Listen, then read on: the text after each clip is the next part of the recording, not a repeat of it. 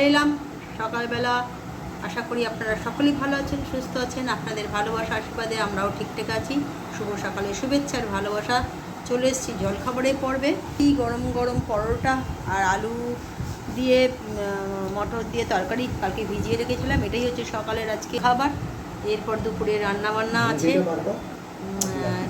ঝাপঝাপ করে ফেলি আর টিফিনগুলো সবটা করে দিয়ে দিতে হবে। বন্ধুরা, দুপুরবেলার পর্বে আর পারা যাচ্ছে না, এত গরম।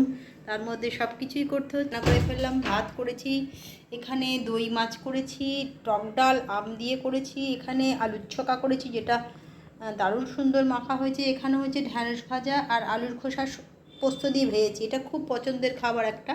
তো আলুর খোসা ভালো করে মোটা মোটা করে কেটে ধুয়ে সেটাকে ভালো করে ভেজে নামানোর আগে একটুখানি পোস্ত ছড়িয়ে গেলে না, টক ডাল দিয়ে আলু ভাতে দিয়ে ভাত দিয়ে দারুণ লাগবে। এটা আমরা মায়ের কাছে, আমার মা করতো মোটা মোটা করে আলুর খোসাগুলো, যখন আলু কাটতো খোসাগুলো ভেজে নিত, সেটা দিয়ে আমরা পান্তা ভাত খেতাম এই গরমে। গরম গরম মানে আলু ভাজাগুলোকে, মানে আলুর খোসাগুলোকে ভাজা খেতে দারুণ লাগে। একবার ট্রাই করে দেখবেন, খুব সুন্দর লাগে। আজকে তো করেছি, খুব ভালো লাগবে খেতে। তো দুপুরবেলা টক ডাল ভাত এই গরমের জন্য।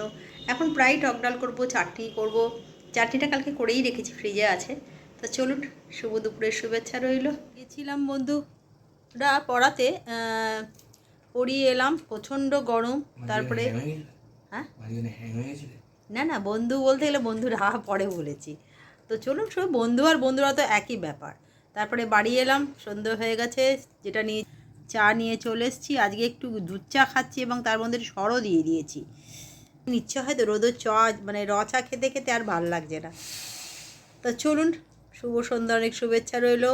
এবার বাড়িতে আবার একটি পড়াতে হবে, আসছে সবাই, আর একটা ব্যাচ। প্রচণ্ড গরমের মধ্যে চলে এলাম রাতের ডিনারের পর্বে। আর রাতের ডিনার মানেই তো কিছু না কিছু একটু রাখার চেষ্টা করি। ওবেলা আজকে একদম টক ডাল ভাজাভুজি করেছিলাম আর একটু মাছের দই মাছ করেছিলাম। আর এবেলা সেটা তো সম্পূর্ণ আলাদা করেছি। রুটি করলাম এই গরমে উঠে, আর একটু চিকেন ছিল, চিকেন কষা করলাম ঝাল ঝাল। তো আজকে আর মিষ্টি নেই, কালকে বোঁদে ছিল, বেশ ভালোই ছিল। আজকে আর মিষ্টি টিষ্টি কিছু আনা হয়নি।